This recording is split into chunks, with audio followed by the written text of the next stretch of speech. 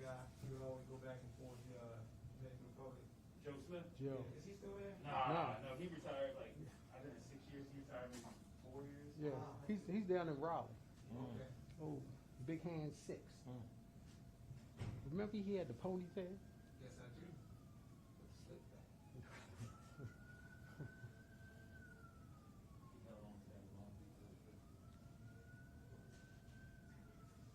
Now this is still going to be called headquarters, or what's going on about between this and Calvert Street? That's the central district.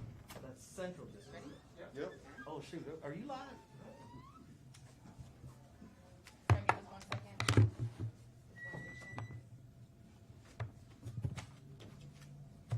Everybody good? All right, good afternoon, and thank you all for coming today. Joining me here today is Deputy Commissioner Brian Nato, who heads up our Public Integrity Bureau.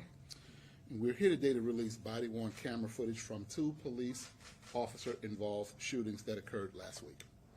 The first video we will show you is from the incident that occurred on Thursday, August 12th, in the 400 block of East Baltimore Street. The second video will be from the incident that occurred on August 9th in the 6000 block of Alta Avenue. Before we show you the footage, I want to make it very clear that I fully understand the high level of public scrutiny that results from any use of force from our department and then law enforcement agencies across the nation. I am committed to conducting thorough investigations into these incidents while also promoting accountability, transparency, and equity. Now, at this time, I'll turn it over to Deputy Commissioner Nato, who will go over the body-worn camera videos from both incidents.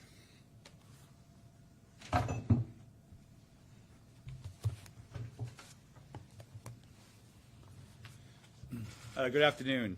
As the Commissioner stated, we're going to release body-worn camera videos and a City Watch video of 2 incidents. The first one is the 400 block of East Baltimore, which took place on August 12th.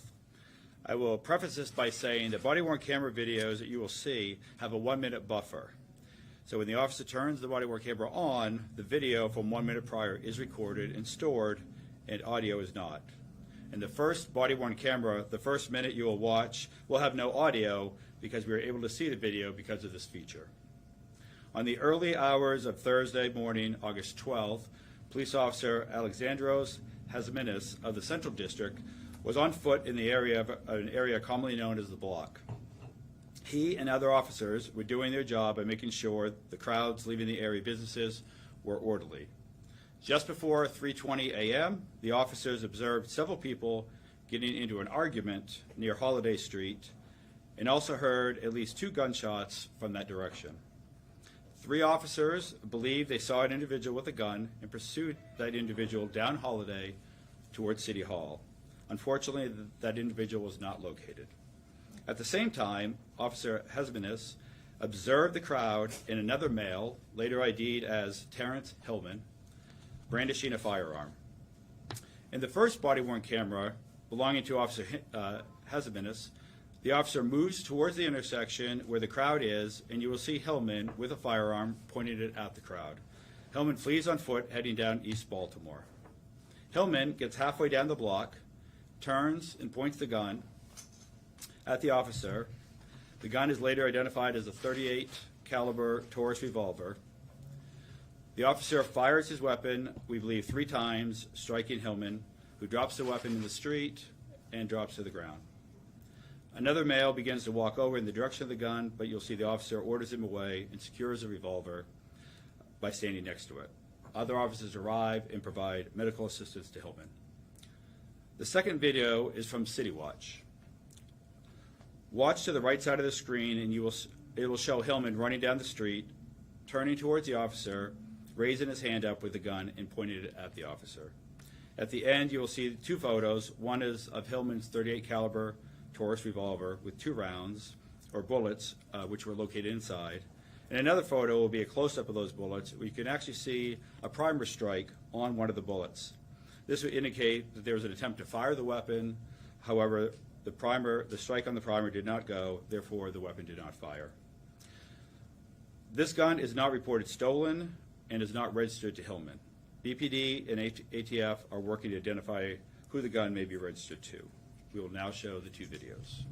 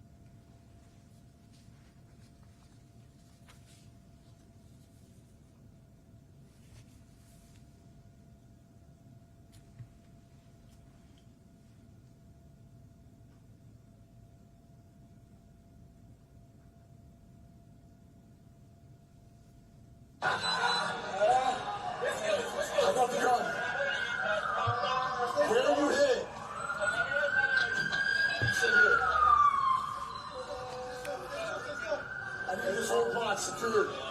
They were handling him. Keep these corners safe. Watch from this direction. That's the gentleman that was moving for the weapon. This is Hillman.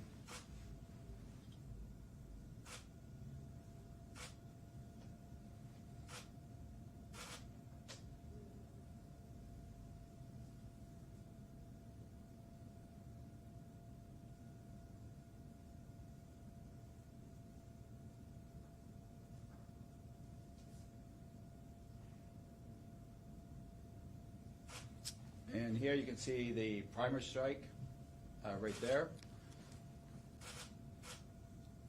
But the weapon did not fire. This is just a video walkthrough without it being slowed down.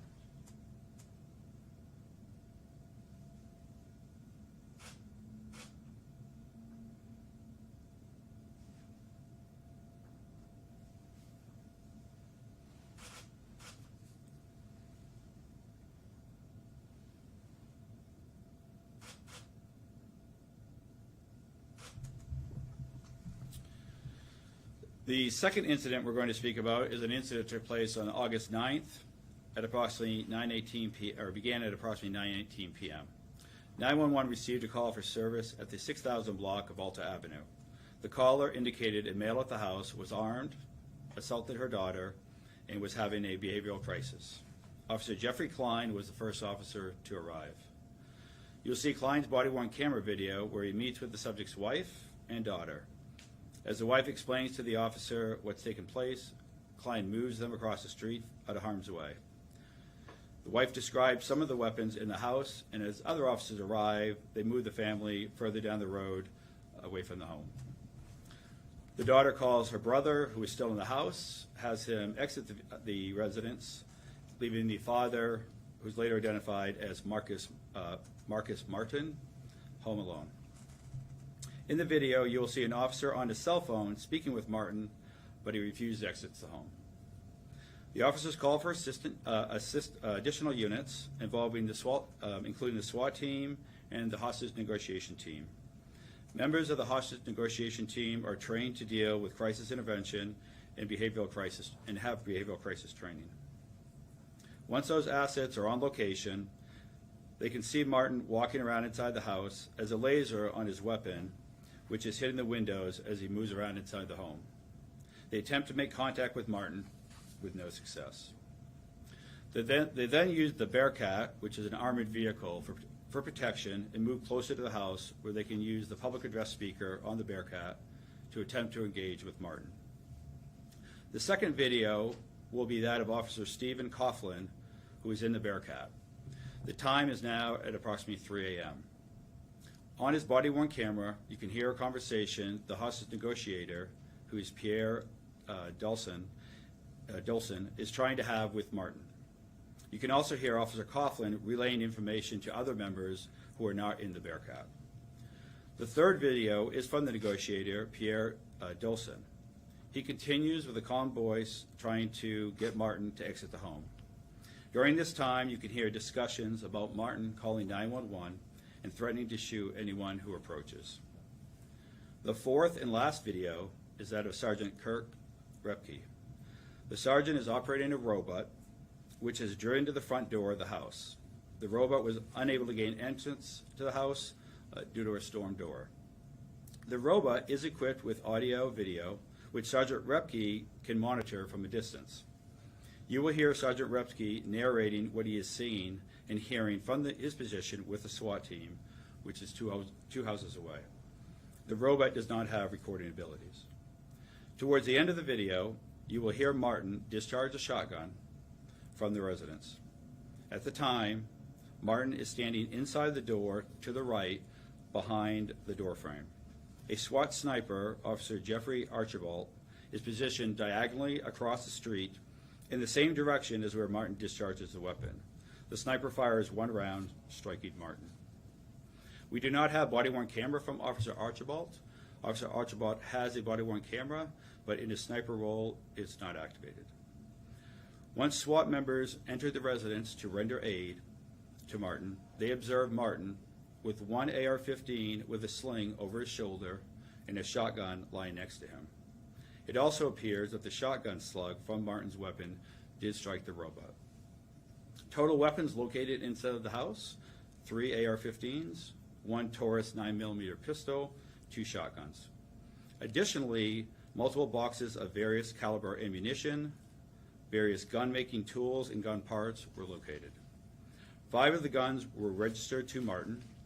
1 of the AR-15s appear to have been built by Martin, and BPD is working with ATF to analyze the gun parts.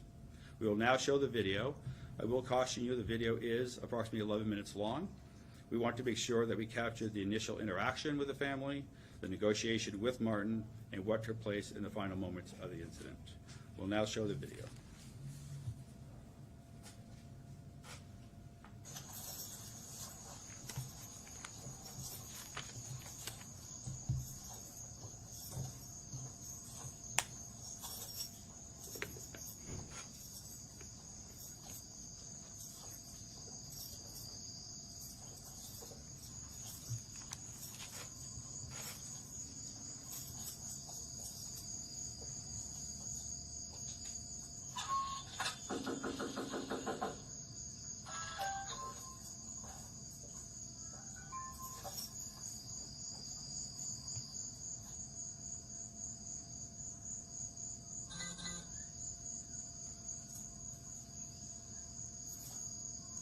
Come outside. Come outside. What's going on? Come outside. Tell me what's going on. What's going on? They had an episode where he hasn't done nothing to the point where guys will come over and take him to his house, talk to him, being aggressive. But, He has a gun? yeah, Where is it? he just put it in the vehicle. He's in the property. What's that? He just put it in the vehicle. Where's he? My husband. Oh, he's right in the property. Okay. So, Is that him? That was him? yeah, Okay. he, oh, yeah. That's what I said. We got him outside. Tom Fish is still outside. He like the top of my son was there, was in the upstairs. I told him to stay in the room. Okay. He Let's get out of here. Come here. Come with me. Come with me. Come with me. Come out here. So, like I say, Sorry, we, I'm not myself. We're okay for right now. like I say, we haven't been able to get him to go to the doctor or hospital. And he accusing us of stealing stuff, you know, with the gun and take it out. He walked, past her, she was sitting. That was running right now. Just want to check out the age confirmed. He does have it. It's going to be in the backpack, and he's going to get it probably right now. All right, just stay with me. Just do me a favor. But- Do me a favor. Let's stay over here.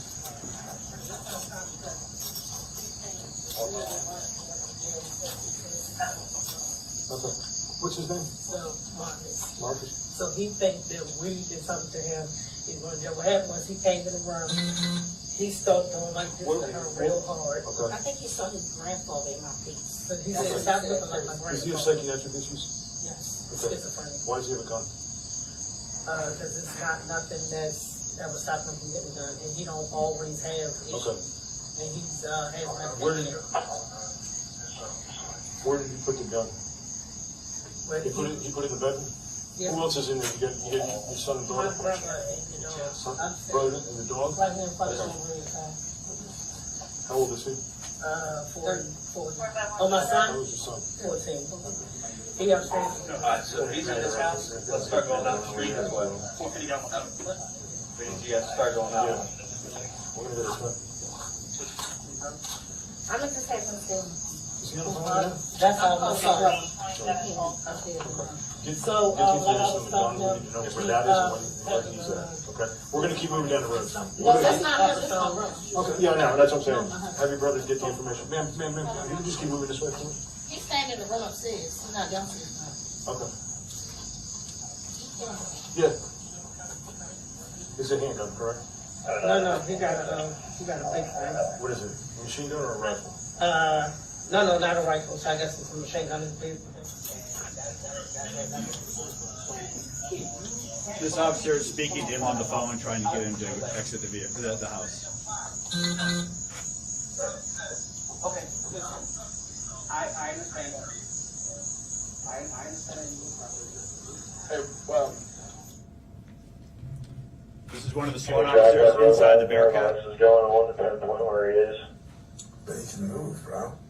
Yeah, he's getting all audio is ready. He's walking up now. Marcus, I can hear you. I know you're frustrated. Come to the front door with your hands up.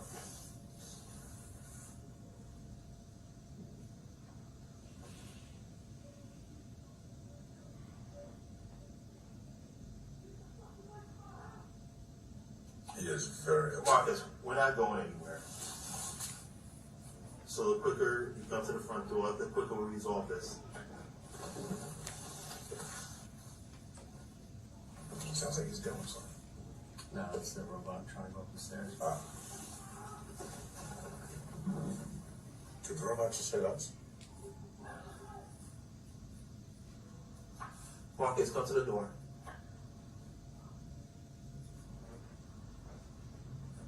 A hard time coming up the stairs. I think he's on the phone with.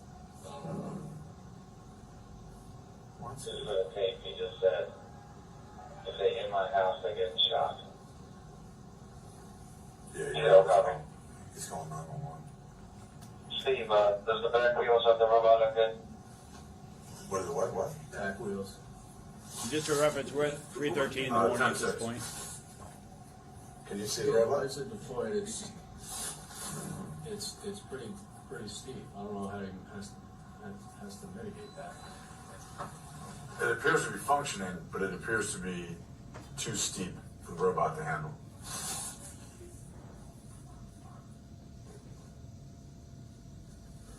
Marcus, come to the door. Copy.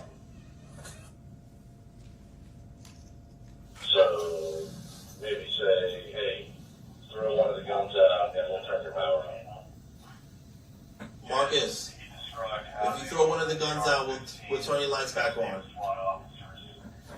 Anyone tries to make entry,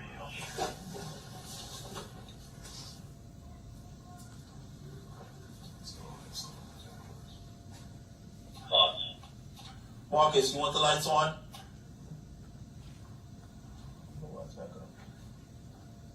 Marcus, if you throw one of the guns out, we'll turn your lights back on. Robot's up. There it is. What is this? I think he's about to shoot your robot.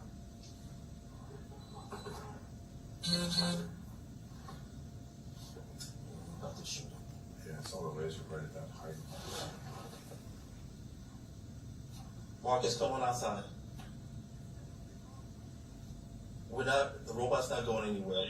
But if you throw one of the guns out, we'll turn your lights back on.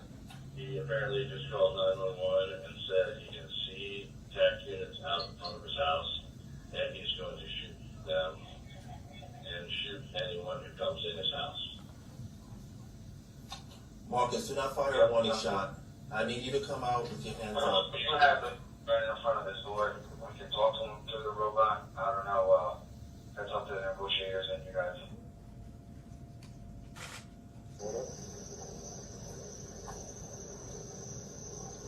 $100-round drum.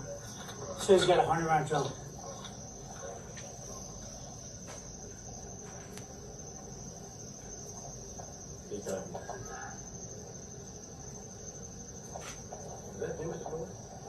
Yeah.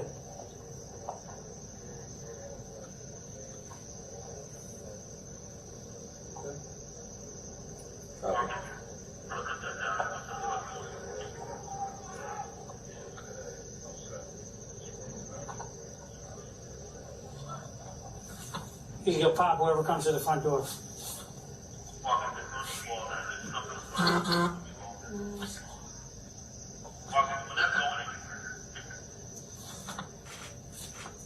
He away from him. He said we're gonna get the boy.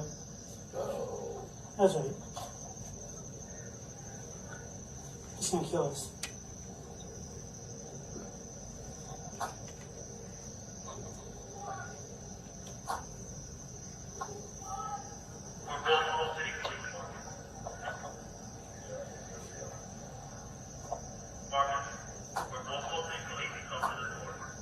That's it.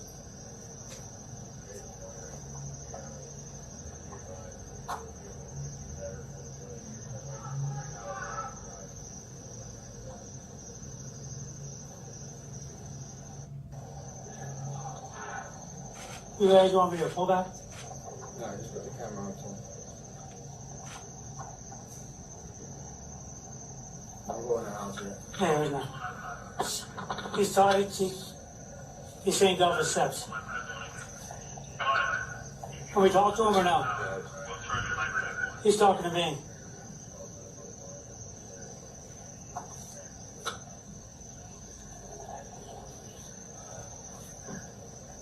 He's talking to the robot. Do you want me to talk to him? Ken, Dave? We do have the robot right in front of the door. We can talk to him through the robot. I don't know. That's up to the negotiators to do that.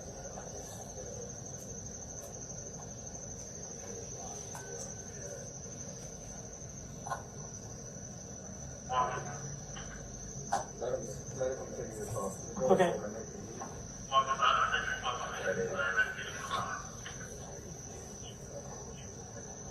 Yeah.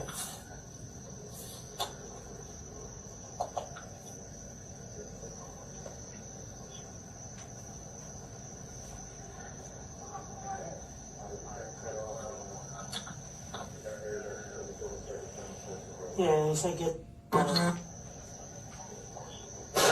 Oh, shots fired. He's down. He's down.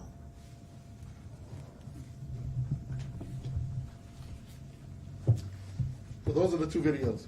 Questions? On Alta Avenue. One at a time. You had your hand Who first? shot that fire? That's the fire right there. The first shot was from the individual from the home. The second shot you heard would have been from the SWAT sniper.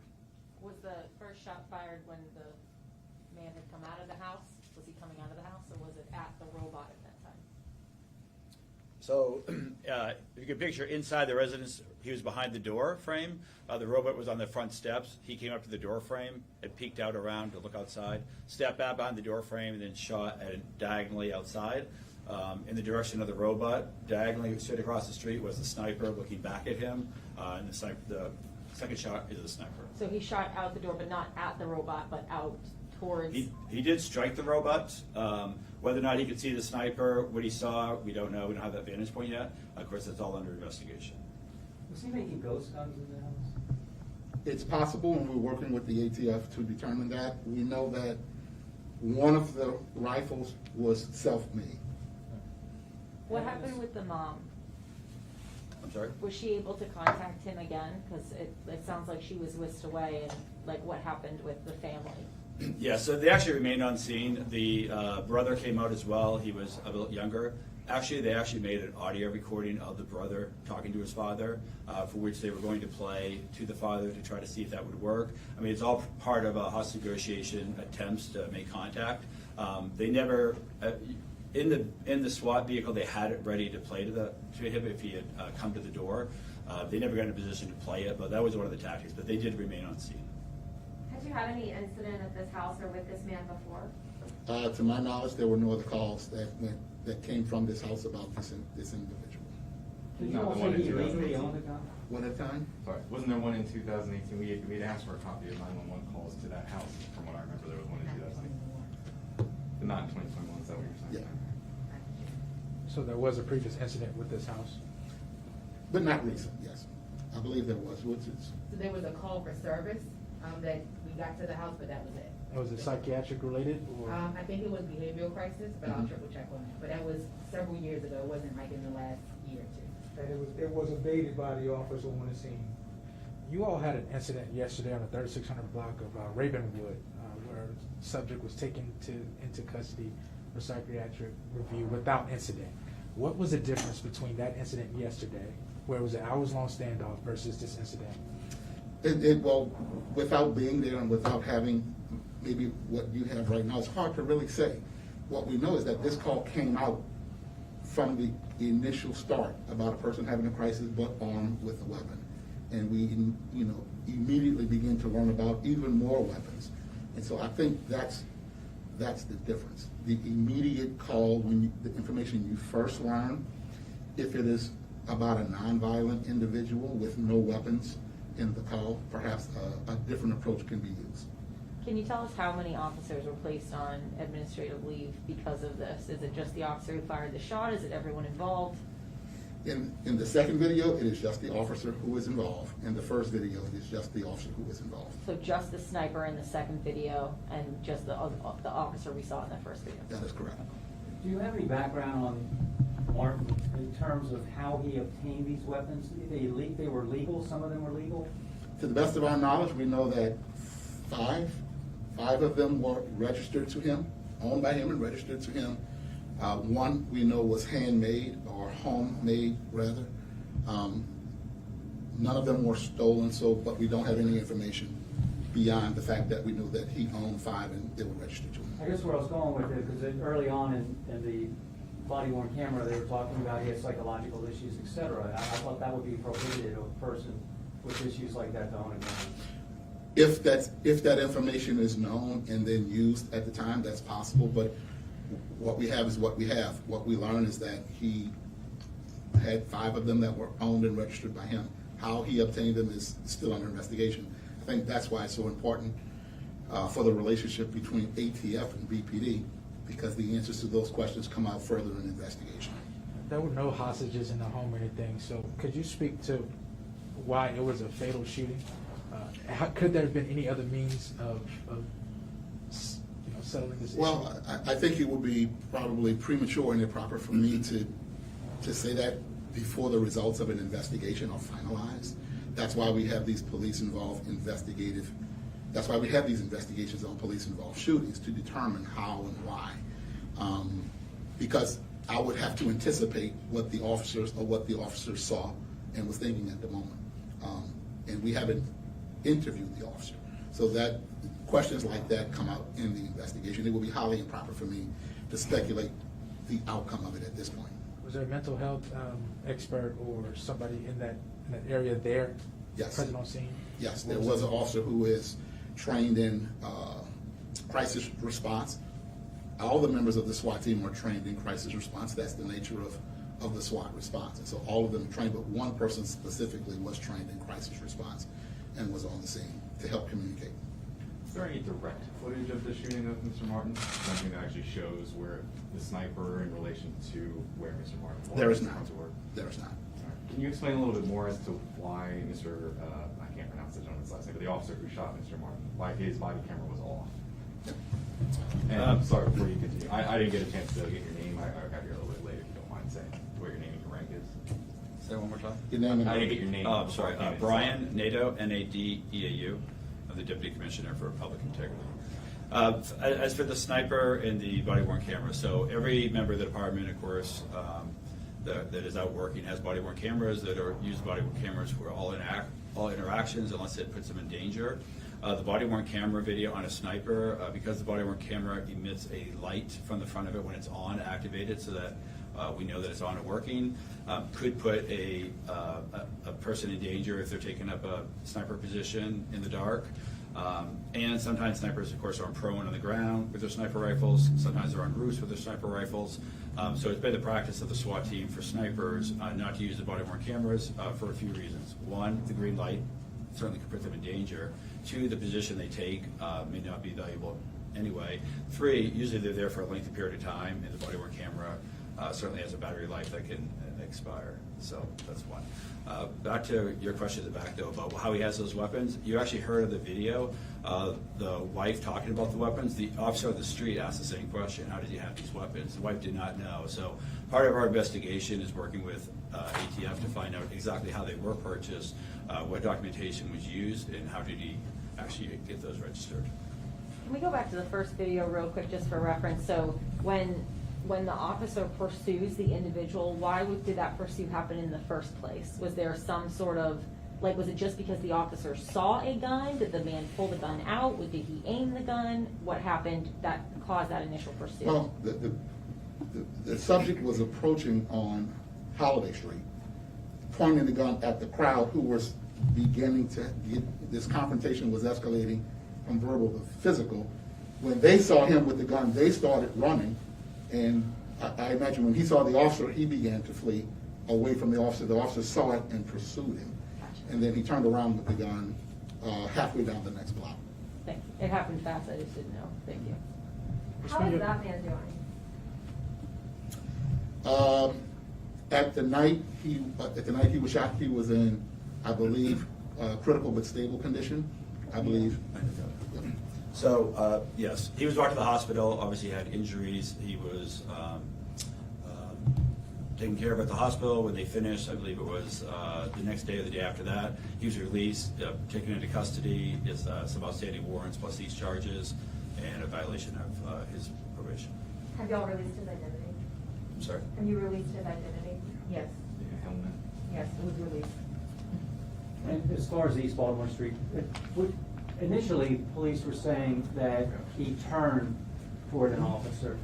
Do you actually, because I didn't see it, do you actually see a weapon in his hand?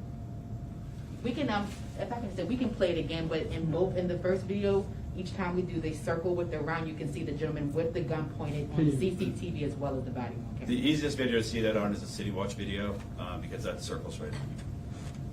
Brandon, you want to start it from the beginning again? Yep. And maybe we just stop it. Just at that. Thank you. And also, we'll email the link to your desk. Just fast forward it to the City Watch.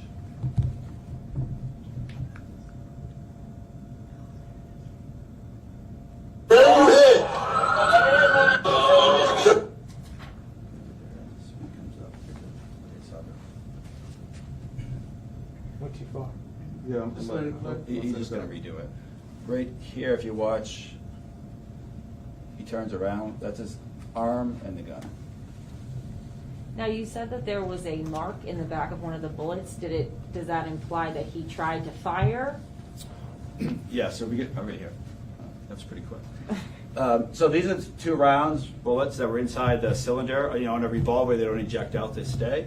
These 2 are live rounds. They've not been shot. The rest of the cylinders were empty. As you can see here, what that indicates is when you pull the trigger on a revolver, the hammer comes back. When it goes forward, there's a striking pin on the end of that. It's a firing pin. It should strike the center. If it strikes the center, then the primer goes off, the bullet goes out. This one struck off center, so it did not cause the primer to ignite, therefore the bullet did not go. So at some point, either at the beginning, earlier, or when you first had the crowd, or when you turned at the officer, the trigger was pulled at some point and did the strike, which did not ignite the round, therefore the fire did not So he take place. attempted to fire the gun. Right, he would have pulled the trigger, but when the firing pin came forward, it offset, so it didn't go. Is there any way to determine that that happened that night, that right there? No, so it either happened before he got here, or it happened with the initial crowd, or it happened when you turned to the officer. We have no way of knowing. Or it could have happened days ago? It could have happened days ago. Okay. All right. But he didn't pull it again. Well, what we do know is that he pointed it twice, one at a group of people and one at a police officer. So you're correct in that assumption. But at some point, it was attempted. I just got a final question on the Martin shooting. Can we get a timeline on when the robot was actually deployed to go to the front of the house, and exactly why the department felt it was necessary to use a robot in that particular situation? I think the robot is used so that a human being is not walking up to the door to communicate, and it's a safety practice where we can deploy technology to communicate with a person who's barricaded. That doesn't put an officer or a detective or an investigator in danger, where we can communicate just as effectively. Is there a timeline at all in terms of when that decision was made? We can get that to you. We have it, just don't have it in front of us.